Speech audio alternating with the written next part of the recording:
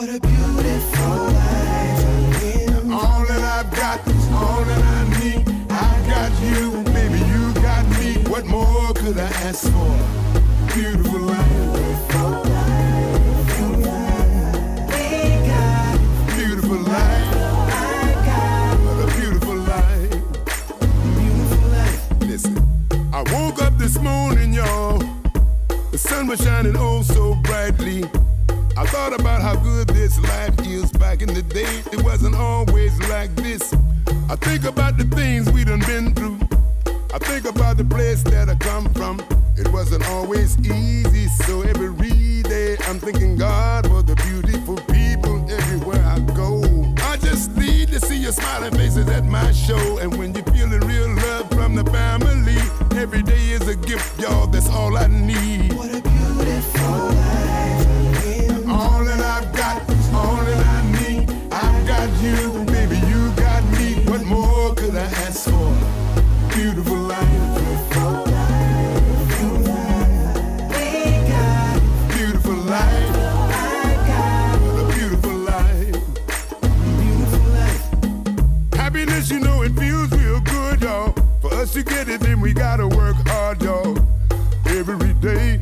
And don't pay attention to the things they say when they tell you that you can't make it, but you can if you try, y'all. When life is rough, I know sometimes you wanna cry, y'all. Just keep the faith and don't question. Ain't no need of stressing. Your life is still a It's blessing. not about the cars, the money, or the clothes. You can believe these things will only come and go, but when you're getting real love from everyone you meet, it's a blessing, y'all. It's magic, y'all. What a beautiful life I'm in. All that I've got is all that I need. I got you, baby, you got me. What more could I ask for? Beautiful life. Beautiful life. We got Beautiful life. I got What a beautiful life. beautiful life. And now we all been blessed to be here, so it ain't no need for stress. We don't worry about the things that we can't control. We just pray and hope for the best. You don't need a whole lot of money. Hey everybody, today is January the 14th. It is a icy, snowy, cold day here in the Washington, D.C. area. I don't know how many of you got a snow day today. I know my school district had 2-hour delay at first, and then they came back like 5 minutes later and was like, school is closed. So, you know, I think this winter is throwing everybody off because last week we were in school when almost every school district was closed. So I don't know what was going on. But I want to call your attention to this beautiful necklace that I have on right now. I'm going to move my microphone so you can see it. This necklace is designed by a fabulous woman named Akita Felder, and she designs her own jewelry. This necklace that I have on is called Paisley Park, and she always gives a little bit of background for this necklace. So she says about this necklace, as an artist, there are certain artists that simply inspire me. Prince is one of those artists. This purple necklace reminds me of his eccentric, lavish nature, style, and shrewd business acumen. I hope when you wear it, it sparks a new movement of energy and thought in your atmosphere. Let me tell you, honey, yes, it has sparked something in me because every time I've only worn it twice because I want to make sure that I do it justice when I wear it. So I put it on for the first time on Saturday, and when I tell you I was walking around like I was royalty, the only thing that was missing was a crown because it was like I was being a queen diva on Saturday, okay? And everywhere I went, I got compliments on this necklace. And today, even though there wasn't a lot of people in my building today, everyone complimented me on this necklace. So hi, Akita. I want to thank you so much because this is now a style that I will be rocking all the time. And Eric, can you throw up her flyer for me? Because she has a website. That's the beautiful Miss Akita that you see right there. Her website is What is Sweet Taboo? Taboo, and that is what the website is www.whatissweettaboo.com. And the necklaces that you see right there are from her Bohemian collection. I gave one of these as a Christmas gift to someone. I gave someone another necklace from another line that she has, which were triangles, which signifies strength. So if you need a gift, somebody got a birthday coming up, or gentlemen, Valentine's Day is coming, so you can get one of these necklaces for your ladies. She will feel like royalty. Again, the website is www.whatissweettaboo.com. Okay, so today we have a full show. Right now on the line, I have Miss Tiffany Boyle. Are you there, Tiffany? Oh, wait a minute. Let's see. Hello? Are you there? Hello? Okay, I can hear you. Can you hear me? Yes, hi, I'm here. Okay, so today we have Miss Tiffany Boyle on the line. And Tiffany is a little different. She's an author in a different way. She is the president and CEO of Emerge Magazine. And your magazine actually launches this month, correct? Yes, it does. It should be online, ready to go Saturday. Okay, and so I see that you have quite a lineup for your first issue. You have the R&B diva Miss Layla James. How did you secure her to be your cover story? Yes, I'm very excited to have Layla James on the cover. My publicist, Dawood Obeid, actually got her to agree to be the cover. So he did all the hard work. I can't take any credit, but I'm very excited to be blessed with having her on our cover and an article in our magazine.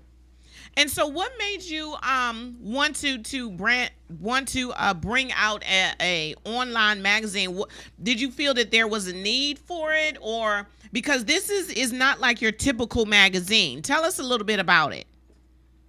Well, the magazine is to promote entrepreneurs and business owners and to exploit the business industry for today in the industry, a lot of people are becoming entrepreneurs. So this is just another avenue to get them exposure, to get them some information, some education, to encourage networking. And that's why I decided to come up with this type of magazine. Okay, and so is this going to be a monthly or a bi-weekly magazine? How often is this magazine going to come out? The actual magazine will come out semi-annually, so it'll be filled from cover to cover with great business owners, great entrepreneurs, and we always have our online posts. And so you have secured the CNN producer Zena Adamu. I'm not sure if I'm saying that name right. Zena Adamu. Okay. Yeah, she's a CNN producer. She's in the magazine. She tells us about her story, how she got into doing what she does as a young African-American female. And her approach is more of a natural, let things happen approach. Mm-hmm. So she gives kind of a different approach than work hard, go for your goals. Hers is more let things happen. Okay, so how do you have a staff, or are you doing this all on your own? I definitely have a staff. I don't think I could do it all on my own. So how many contributing writers do you have on staff? I have 2 actual writers on staff, and that includes myself. So we always accept contribution writers. So I had 4 contribution writers for this magazine. So I always encourage people, if they have an article they want to submit that has to do with the business industry, then mm-hmm. go ahead and submit it, and you could possibly be posted in the magazine. Okay, and so I always wonder this about a magazine. When you figure out that you want to do a magazine, do you have a deadline already set in place, or is it done when everybody has all their things put together? For us, we had a a deadline set in place, and then the deadline got pushed back. Okay. So it kind of goes both ways when everybody has everything together and you have a deadline. Okay. So when did you start this project? How long has it taken you to get this magazine, up and running? Well, I started with the idea in 2011, but it was more focused on the entertainment industry, such as like models, photographers, painters, people like that. Mm-hmm. And over the years, I defined it more and got more demand and more feedback to be the whole entire business industry, because those people are business owners. They're owners of themselves and their artwork. So it took me about 3 years. Okay. And so are you seeing this, are you wanting this to be out for years to come, or are you working on other projects while you're doing this magazine? Yes, this magazine is for years to come, but I am working on other projects. We're going to have a conference. We're going to start having a business conference annually, and we're going to have our opening premiere gala in the springtime. Mm-hmm. And so where's and the we're gala? Have workshops. Where's the gala going to take place? The gala will be in the DC area. Okay. So when you decide to do your gala, you said it's going to be in the spring. Do you already have a date in mind? Hello? Did I lose her? Hello? Hello? Hold on. You know what? Somehow, this is my son on the line. I don't even know how that has happened. Justin? Hello, Justin. You are on my radio show right now. I'm not quite sure how that happened because I didn't even touch my phone. So can you just send me a message? Okay, fine. Okay. Just hang up, son. I love you. All right, love you too. Okay, I have no idea how this has happened. Now, he was calling in. I literally did not touch my phone, and his call came through. I'm not even sure how that happened.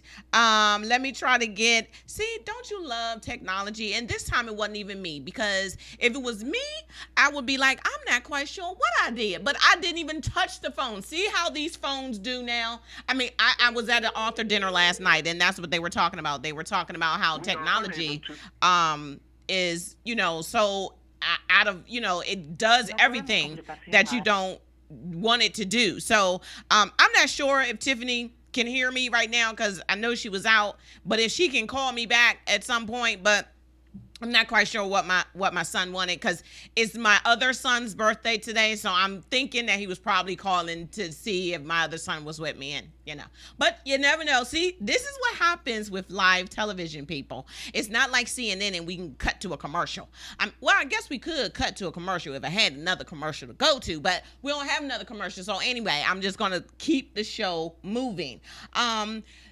Later on, probably in about 5 minutes, we're going to have another author today. But I wanted to talk to some people today about what's going on in the school systems. We had this conversation at the Mystery Writers Dinner last night about school systems and what's going on, and how we are, needing to help our students want to learn to read. A lot of students in this time are not reading. They don't have a love for reading. And the reason why is because we're teaching a test. We're doing Common Core standards and, the curriculum and all that. So a lot of students are not able to just say, I want to read a book, or I want to become a writer.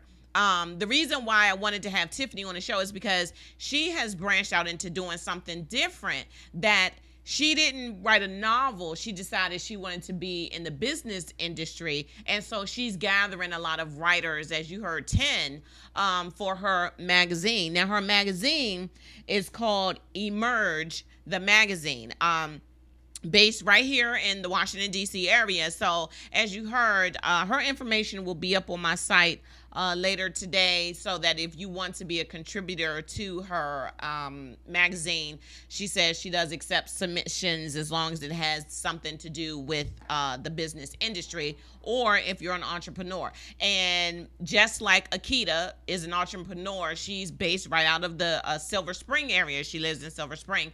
And the way that Akita and I met, we were at a conference, a business conference actually, on social media.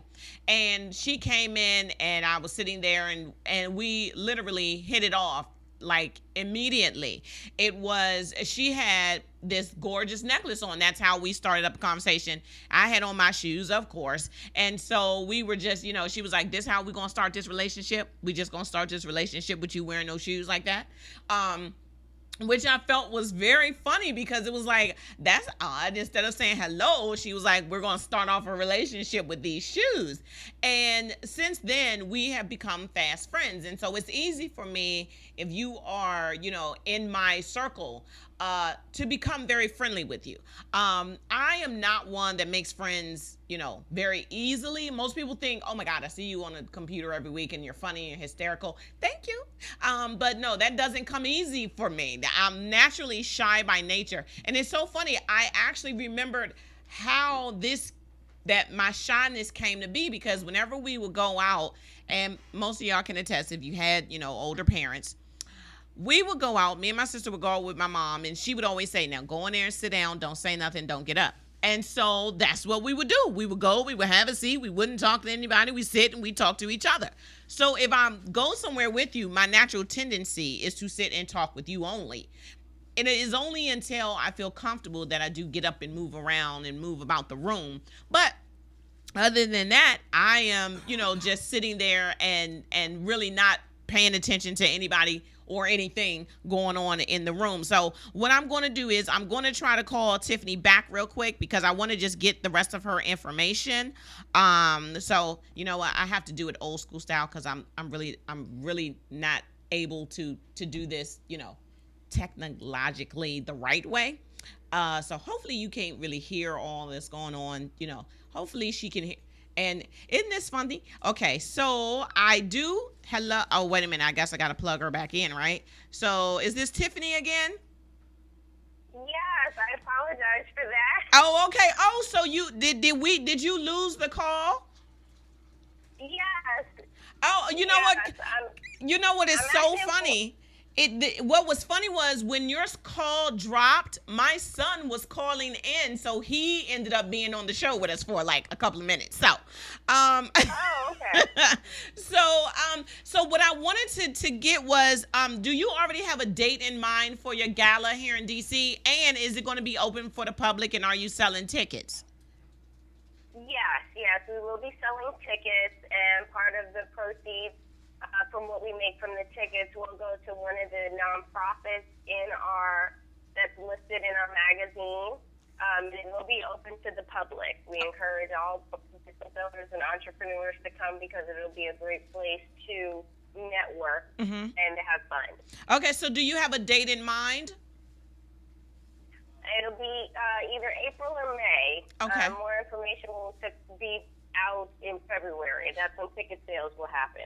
Okay, because I would love to be there, because and then we can meet in person, so that we can, I really like to connect with the people that I'm, interviewing on the show. And because this seems like a very good magazine that, here in the DC area. So are you offering subscriptions to this magazine? Yes, that will be out on Saturday as well, our subscription offers, and we also have a membership package. It's called the Emerge Elite, and that is for business owners and entrepreneurs as well, to get just to go into further into networking, into making business connections, into getting discounts, things like that, and it would only be offered to business owners and entrepreneurs. Okay. So we have regular subscriptions for the general public. Okay, so do you have a website where people can go to check that out? Yes, it's www.emergethemagazine.com. Okay, so and again, I'm going to say that again. The website, if you would like to get a subscription, and if you're a business owner, it is www.emerge,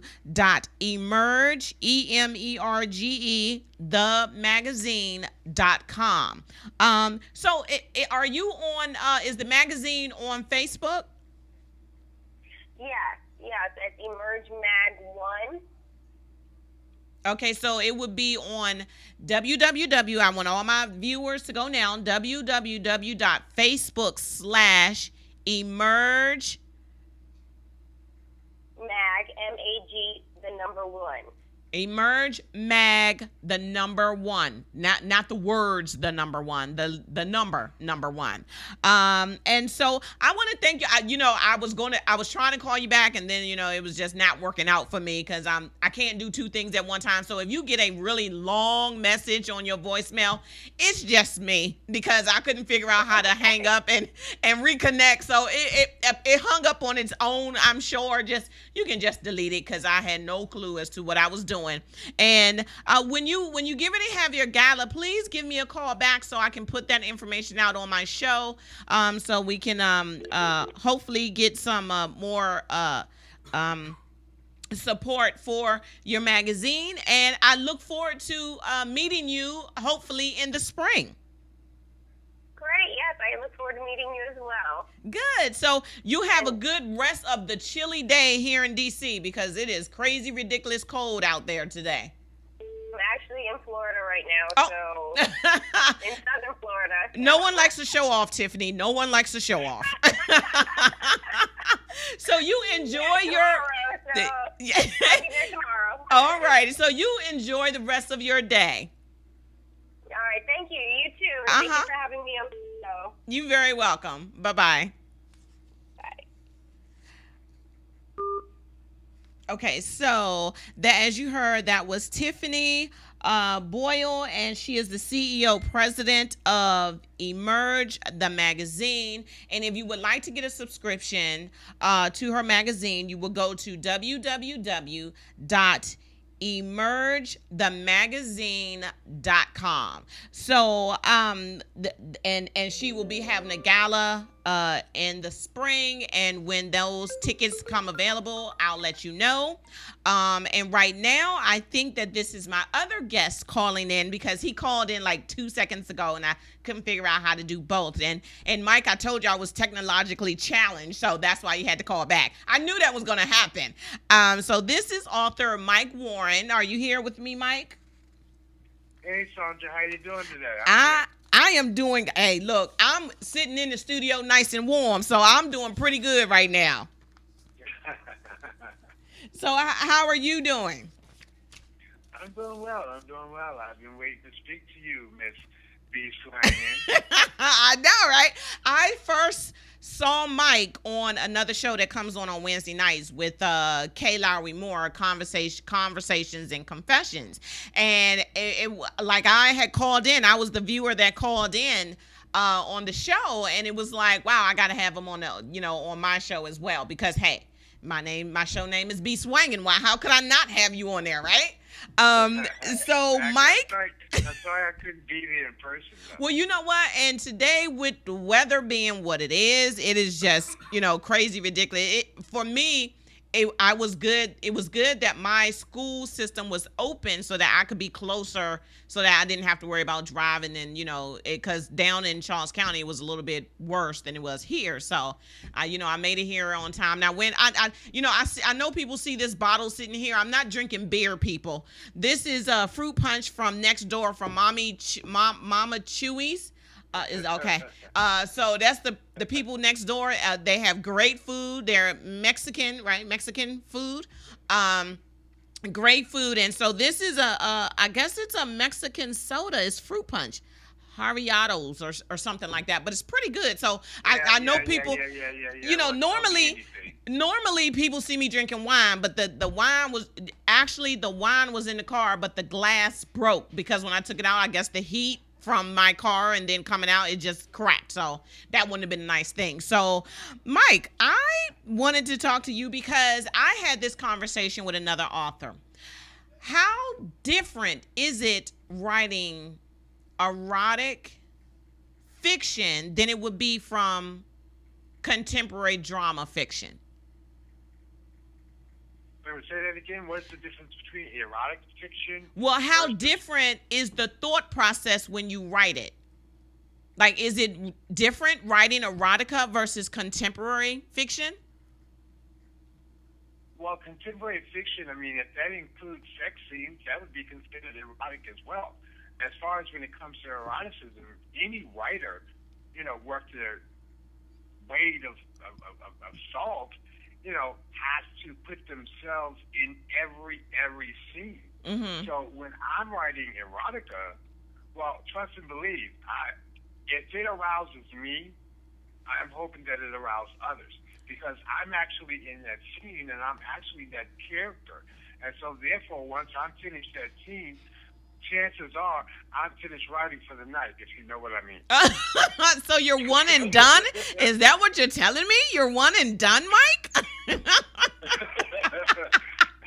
I mean, I'm finished writing, So now I got to take care of business. Okay. Right? So when you start to write these scenes, are you writing them? You say that you have to put yourself in it, but are they things that you have already done or thought about doing, and then it makes it easier for you to write them? But you in order to be very descriptive Mm-hmm. when it comes to erotica or really anything else, it's best that you have the experience at it.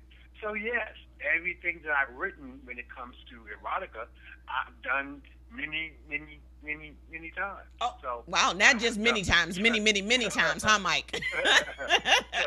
So the thing is that that's what keeps it real. That's what keeps, when you're reading something erotic, okay, one should be aroused. Okay. Okay, that's the bottom line. If I'm reading a sex scene and if I'm not aroused by it, it takes a lot away from me as far as the book and as far as the getting into the character. And I know a lot of people don't write erotica. What they will do is that they will end a sentence and say, "Oh well, fun was had by all." Mm-hmm. Well, I'm not into that.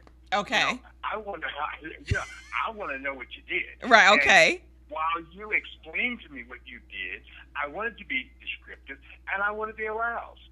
Okay. So now, have you had any, when people meet you, because, with my name, people just automatically assume, what the name actually means. But when you meet your fans, are they automatically assuming that you are your characters? Well, yeah, see, that's just it. That's just it. They already know that I'm the character. Because in A Private Affair, which is my first book, Mm-hmm. that came out in 2007, that main character, Sean Matthews, is Mike Warren. Really? Yes. Oh, okay. Like So people totally. People already know. Oh, that's Sean Matthews. Now here's the problem. Okay, the problem is that I wrote this back in 2006. Okay. All of this that took place Uh-huh. with Sean Matthews took place more than 30 years ago. So what happens is that people assume that, it just happened a few years ago or whatever the case may be, and that, I'm still that same Sean Matthews. But I'm not. That happened 30 years ago. Okay. So is it a good thing or a bad thing that you're not Sean Matthews now? I mean, was Sean Matthews, because I didn't read that one. You did not read A Private Affair? No, I am ashamed to say that I have not, but it is queued up in the Kindle. For shame. Well, see, you know what? I was waiting for a cold night. And so I have the Kindle sitting on my bed and when I get home, and that is what I will be reading tonight. Now, yes, I could have read it before, but see, I wanted to gain some insight so that then it'll give me a little bit of look into the mind of Mike Warren, since now I know that book is all about you.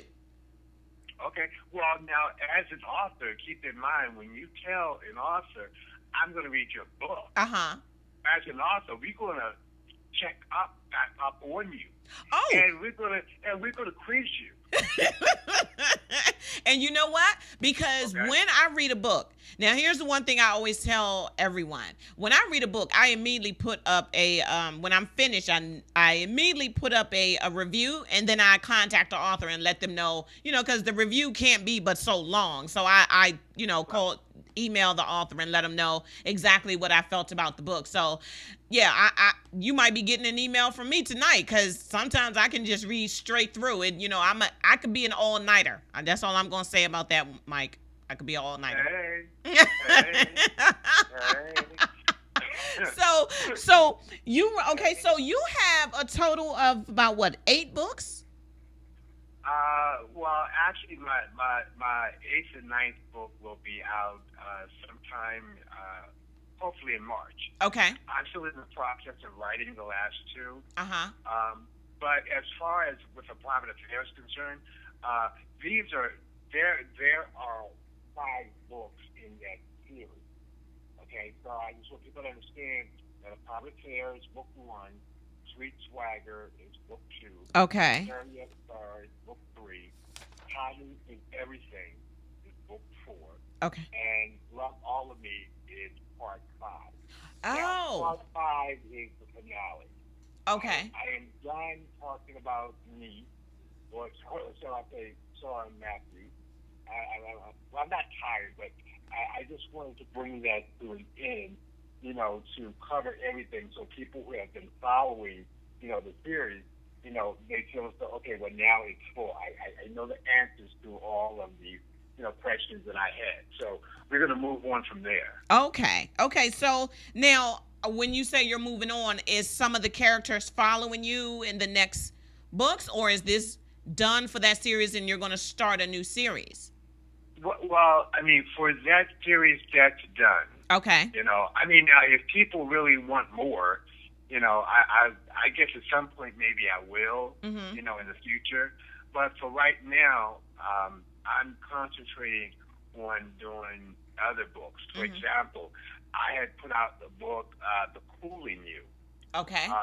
just a couple of months ago. Mm-hmm. And that was back in October of last year. And I brought that book out because the problem with gay urban books is that the majority of the time they basically talk about those that are, teenagers, or those that are in their 20s, Mm-hmm. or maybe 30s, But of course, needless to say, I'm a lot older than that. Okay. And it's a matter of, well, whatever happened to the gay community of these brothers who are in their, 40s or Okay. maybe 50s? Have society done away with us? Or are we no longer wanted? Are we no longer attractive? Or do we no longer have that sex appeal? So I want to write about older gay brothers because that is a market that's not being tapped. All these writers who write gay lit, they talk about teenagers and their first experiences and, that sort of thing. Well, let's get beyond that. Because the problem is that even with the younger gay generation, 90% of them don't even buy books. Right. They will borrow a book maybe, Mm-hmm. or go to a library maybe. Right. But it's the older generation, those that are in maybe their late 30s or 40s or their 50s, who are more settled, and they enjoy a good read. Yes. So these are the brothers that I'm trying to cater to. And don't get me wrong, I'm not going to stop talking about the younger brothers. Mm-hmm. But I want to focus on us, this older generation of us. Okay, because we still got sex appeal and we still have it going on. You best to believe it. Yeah, and I'm so glad you said that, because but I have found that a lot of authors, their characters are not older. Their characters are younger, except for last week I had Frances Frost on. Her characters are a little, they're middle age characters, but a lot of the authors are writing younger, like in their 20s, early 20s, late 20 characters. And so I want to ask you the question, because you brought it up about the older gay community. Are you finding it harder to market specifically your novels, because they are gay literature. Are you targeting just the gay community, or are you branching out, and how are you doing that to make it appeal to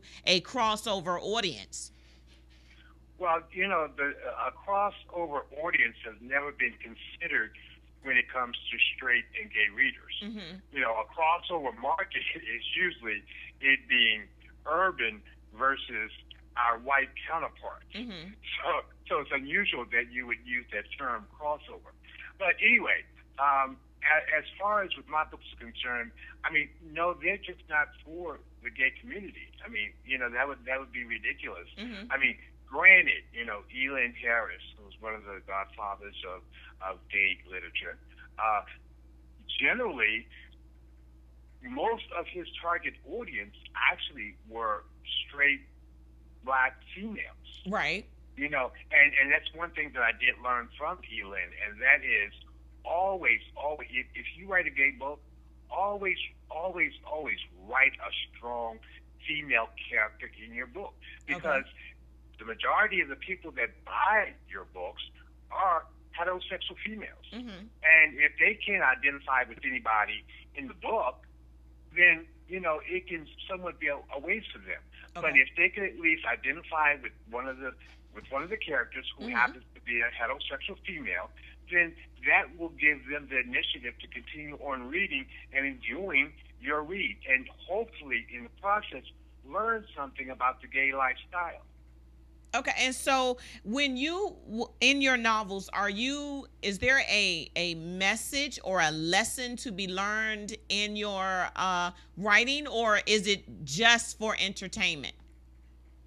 Well, I think it's a poor writer who doesn't write a book without allowing their readers to learn something. Now, don't get me wrong. I mean, yes, we want it to be entertaining, but we also want the reader to learn something, regardless of what it is. Now, as far as my Private Affairs series, I think not only was it entertaining, but I also educated not only heterosexual females, but even a lot of the gay community in some of the things that were going on and that continues to go on in the gay community when it comes to being gay. For example, there is a group, and I'm not going to give the real name, but the group basically is the Boys and the SBI, which is the Sirs Boys Incorporated. Okay. Now, with that, what's interesting is that there are a lot of people in the gay community that wasn't even aware of this organization. And what is the organization for? I mean, what is it? What do they do? Well, the organization is kind of along the lines of how can I say this? Generally, you have sirs and you have boys. Okay. As a sir, what you do is that you mentor boys. Now, I don't mean necessarily mentor them in regards to paying their college fee or making sure they do their homework or whatever. What I'm referring to is that boy services his sir or master in whatever way the sir or master sees fit. Okay. Whether or not it's sex, whether or not this boy wants to learn, for example, a lot of times, and again, what happens is that what people fail to understand is that there are people in strong and controlled careers that still need people to tell them what to do. Okay. For example, when you talk about police officers or you talk about judges or doctors or whatever, they're in high-profile careers where they're constantly telling people what to do. But deep down, they need a madam every now and then. Okay. To put on some leather, pull out a whip, And as spank they that now ass. That's what crawl. you're saying. They just need somebody to do that. Yes, Okay, they need so somebody to do that. so now, So so this is this what the FBI is organization, this organization, did you write about it in your book? I mean, how did you find out about it? Was it through your research that you found out about it? Maybe all of mine is through experience. Oh, I'm trying to tell you. Okay. You Sometimes are missing the I'm a point little. here. What did I tell you to begin with? Now, in a private affair, okay. Okay. Now, that was the beginning. Okay. Of Sean Matthews and how and why he came out. Okay. Okay. Now, as far as with Sweet Swagger, Mm-hmm. that's when I get more into the organization. Okay. Now, All I right. just give you a little bit. Okay. Just a little bit. And then the third book, Sir, Yes, Sir, hints the term Sir, Yes, Sir, Okay. which can be used in the military Mhm. slang, Right. as well as if you are Sir to boys, Okay. your boys will always say Sir, Yes, Sir to you. So then this is kind of sort of like some people, they like to be in the dom submissive type of relationship. This is kind of sort of like the same thing. Exactly. Okay. I was because see I'm doing You're research. You're getting it. I'm doing research, and so I'm learning about BDSM and DS and all of the manner of those things. So I'm finding out a whole lot, and it's easy for me to do research on that because when I say my name is B Swangin, I'm like, oh, okay, well, what do you want to know? Because I think they think like, oh, she's be swanging, so in the gay community, they do have what the heterosexual community has as DS, but they have it totally different for the gay. Now, but is this, do you know, I don't know if this is a fair question for you. Do you know if the Sir Boy organization, is that for women as well, or is it just for men? Well, interestingly enough, the term boy Mm-hmm. is a title. Oh, It's not okay. a sex gender. Okay. It's a title. Oh. There are females that are boys as well. Okay. And again, if you get into reading my books, Uh-huh. Sweet Swagger and Okay. Sir Yes Sir, it kind of goes into that a little Well, bit.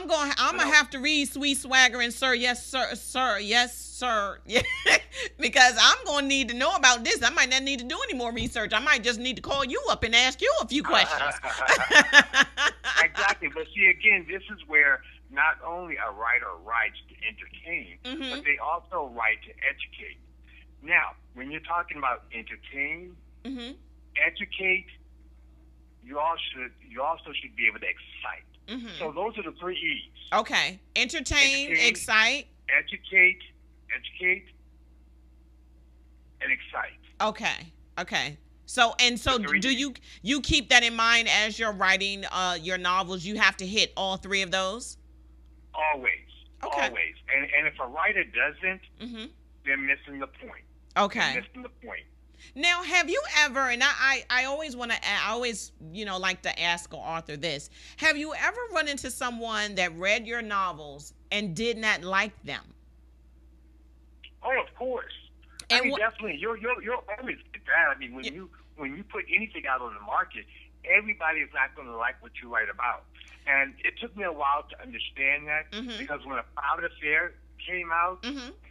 the day it came out, I was so pumped. I was actually working at the time. I had a 9-to-5 job, Mhm. and I was so pumped about it. And 2 days later, I received a review on Amazon, Mm-hmm. and it was a female from a book club, and she had given me a 3-paragraph review Mm-hmm. that was totally ugly, and it was so bad, and I was so hurt that I thought, that's it. I'm never writing anything again. Okay. I can't do this. Matter of fact, I left my job early because I Wow. was depressed. And so And it wasn't until that evening that I reached out to writer friends of Mhm. mine, and I told them about it, almost in tears, really, Mhm. and they were like, Mike, stop it. Just stop it. You know, as a writer, you got to have a tough skin. Right. Okay? And you have to understand, there are people, for whatever reason, that are going to hate on you or just don't like what you write. Right. You know, you just have to understand that. And if you don't understand it, get out the business now. Right. So, and I thought about it, and 5 or 6 writer friends of mine were basically telling me the same thing. And I thought about it, and I'm like, you know what? You know, they're right. You know, they're right. Everybody's not going to like what I write. So there you go. Yeah. And you know, I think when on that first day when your book first comes out and you're so pumped up about it, and then your very first review is a bad review, you think, well, I know my first review wasn't a bad review. I think it was like my 4th or 5th one. And then I thought, oh man, no one else is going to buy my book. Like that's the thought I have, because, you know, you're new and you don't know, and you really can't sit down with, you know, whoever wrote the review because they bought the book from Amazon. It was always, you know, I know someone that goes on there and was like, well, I should just answer them back and ask them why they felt this way. And I'm like, but why? Because just like you said, everyone that meets you might not like you. But what do? You don't try to convince them to like you. You're like, okay, they don't like me. I guess we're not going to have no wine together. But, you know, that's fine. So when you know what? But let me also say this. Okay. Interestingly enough, that is what happened. And in the course of writing my books and the reviews that I've gotten, believe it or not, there was an individual, not the same person, but it was an individual who didn't like my books and who would make these harsh criticisms and reviews. Wow. And interestingly enough, I was able to contact that person because I submitted a comment to them, and they responded, and I was actually able to talk to them on the phone.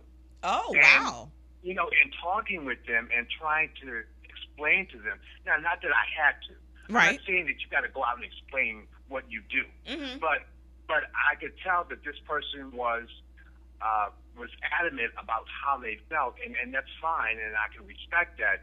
But I wanted them to understand, look, this is what happened to me, how it happened, when it happened, how long ago it happened, so forth and so on. And believe it or not, after talking to them for like an hour, maybe, their whole perspective, their whole view had changed around.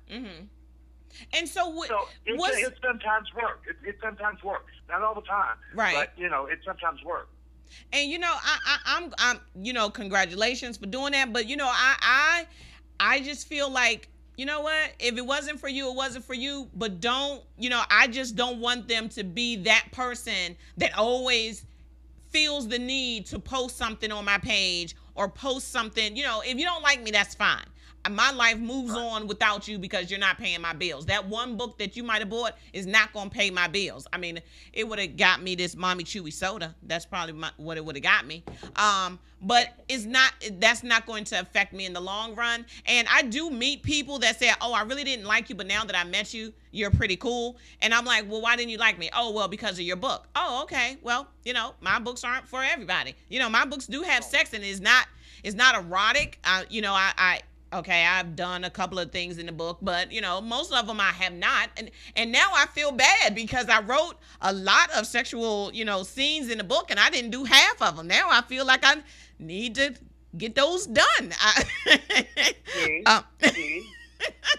go. Yeah. You know, and see, the thing is that see, for me, that's writing 101. Okay. And that is write about what you know. Okay. Well, see, Now, I didn't know about it, but I want to do it. So, you know, doesn't that count? But if you're writing, if you're writing without having the experience of it, how can you put your heart into it? Well, how can you put your emotions enough into it so that as a reader, I can read it and say, wow. Because I'm doing it I'm writing it from the male's point of view. So all I got to do is just talk to my male friends and ask them, what is it like? You know, I had one man tell me, I was writing a sexual encounter, and I asked the man, what does it feel like when you're done? The most priceless answer he gave me was, it was like a good cigar that lasted for an hour. That to me told me what I needed to know. Well, but see, the thing is that, you know, see, okay, when it comes to females, Uh-huh. I don't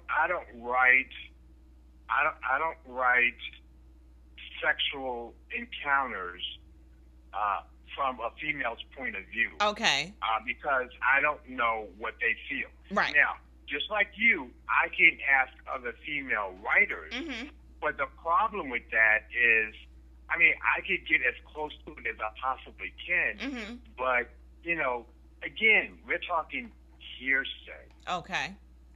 Now, I had a question. I had a question because I was talking about this a couple days ago, and I'm sure he is watching the show right now. And I said, I don't write erotica. I don't know if I would be able to write it. And he said to me, well, you know, to write erotica, you got to have a dirty mind. Is that true? No. No, it's not a matter of having a dirty mind. Or a nasty mind. No, a nasty mind. My mind is not nasty enough? Nasty mind. No. It has nothing to do with it. Nothing to do with that? It has to do with having a creative mind. Oh, a creative mind. Okay. Let's I have get a it creative right. mind. Let's get it right. Okay, so let me ask you, when you're writing this, do you know from the outset that this is going to be like an erotic novel, or does it just happen? Well, no, I already know. Okay. I already know whether or not I want it to be an erotic novel. But see, it's just not going to be an erotic novel. Okay. I mean, you can have an erotic novel and not be a good novel. Okay. You know, it's all about the storyline. Mm-hmm. It's the storyline. If it's a good storyline and you have the erotic in there that's good as well, that's perfect. Perfect. Okay. Now, you can have a good book without erotica, but you can't. But when it comes to erotica, you don't necessarily have to have a good book Mm-hmm. for it to be erotic. And I have a question from a Twitter person, and I want to ask it. It says, "But can't you write a great sex scene using your imagination? Do you believe that you can use that? Can use your imagination to write a good sexual scene?" Oh, absolutely. I mean, you can. Of course, the experience is better Mm-hmm. as a writer. Right. You know, nothing beats the experience itself. However, you know, if you don't have the experience, again, it has to go into creativity. Okay. So as long as you have a creative mind, Mm-hmm. go for it. Okay. All right. So, you know, this hour always flies by, and I am going to read. Okay, tell me, because I had one. I have a Private Affair. So if you were to pick one book of yours that you would say to me, you have to read this book, which one would it be? Wow. See, I'm always good for honestly, one. I'm always well, good for honestly, that one great question. Well, honestly, I would have to pick two. I'm sorry. I would have to Okay. pick two. Okay. Pick. And the two would be, of course, A Private Affair, Okay. which started it all. Okay. And then I would say The Cool in You. Because, again, as I said, we're talking about the older gay individuals. Okay. So after I finish A Private Affair, I am going to read The Cool in You. I'm going to read that because. But I will say this. I can guarantee you that if you enjoy A Private Affair, Mm-hmm. you will definitely go and get Sweet Swagger. Oh, okay. So now can you tell me, I know you're on Facebook. Now, are you on Twitter as well? I'm there, but I don't Twitter that much. Okay. Because I'm electronically Challenged? challenged. Okay. You know, so my daughter sometimes will tweet, and she will do an Instagram Okay. on my phone for me. Oh. You know, because I don't know how to do all that. Okay, You know, so- I'm challenged. Okay, so I you're. can write, but I don't know computers. Okay. And I think that's a lot of us. We know, like I can't even hardly work this new phone. That's why I told you. And, I did put it in the email. If you call and I don't answer, call right back, because I knew I put it out there. I'm just illiterate when it comes to these new phones. So I know you're on Facebook. Do you have a website, correct? I have a website, but it's not a good one, and I'm in the process of redoing that. Okay. Well, I have a friend who's going to start redoing it for me the right way, because when I did it, it looked like crap. Okay. But, so I mean, again, I'm challenged. Okay. You don't get. I'm challenged. Now, so I But meant to they're gonna ask do it you. for me. I meant to ask you: are you indie published, or are you with a publisher? Okay, my first 4 books, The Private Affairs, Sweet Swagger, Sir Yes Sir, and Just Make Him Beautiful, that was through a publishing company. Okay. Okay. After I finished Just Make Him Beautiful, I'm not a big fan of publishing companies. Okay. So I broke away from that and said, hey, look, I'm doing my own. Okay. So the last 3, 4, 5 books, they are self-published by me. okay. So books number 8 and 9 will be self-published through you. No, the books number 5, 6, 7, and 8 and 9 are by me. Oh, okay. Okay. So, and you said that books, the last 2 books will be out hopefully this spring? Yeah, hopefully by March. Okay. March, April, July. So I want to thank you for joining me today. It has been a blast. And when those books come out in the spring, I hope you come to the studio to sit down with me. I'm sure you're going to need a whole hour on your own, because I'm sure once you get in the studio, we're just going to be cutting up so bad. Exactly. But can I say one thing before we go? Sure. And that is, come March 3rd and March 10th, okay, mark it on your calendars. Okay. If you want to learn how to write a book, Mm-hmm. I'm holding 2 workshops in Baltimore. Okay. And again, that's going to be on March 3rd and March 10th. So if you're in the D.C. area or Virginia area or Maryland area or Baltimore, by all means come down. It's going to be at the Webster Center, which is the GLCCB Okay. Center for Gay, Lesbians, and so forth. Well, if you send me, Mike, if you send me all of that information in the email, I will make sure I announce it on my show leading up to your event, okay? Absolutely. I will definitely do that. Good. And it was so nice talking to you today. And stay warm. Try to stay warm, because it's going to be freezing again tonight. And thank you for joining me. And I'll be talking to you later this evening. Did we already lose him? So, I say it every week. It is 4:57, and up next we have 2 lovely ladies joining, doing their show at 5 o'clock. But as I always say, when you are living a beautiful life, it is not hard for others around you to live it as well. So from me, thank you, Eric. Thank you, Mama Chewy's next door. Thank you, Miss Morgan, for my good hug. I had a picture on there. She's the best hugger ever. Thank you, Jeremy and Foster. Yeah, my mind went blank for a moment. I swear to goodness, this is not wine, people. So until next week, and happy birthday to my son, Greg. I hope you're getting to be old now. So you're 26 now. So, that's old to people now. But from me to you, I'm living a beautiful life, and I hope you are too. Be safe. What a beautiful life. All that I've got is all that I need. I got you, baby, you got me. What more could I ask for? Beautiful life.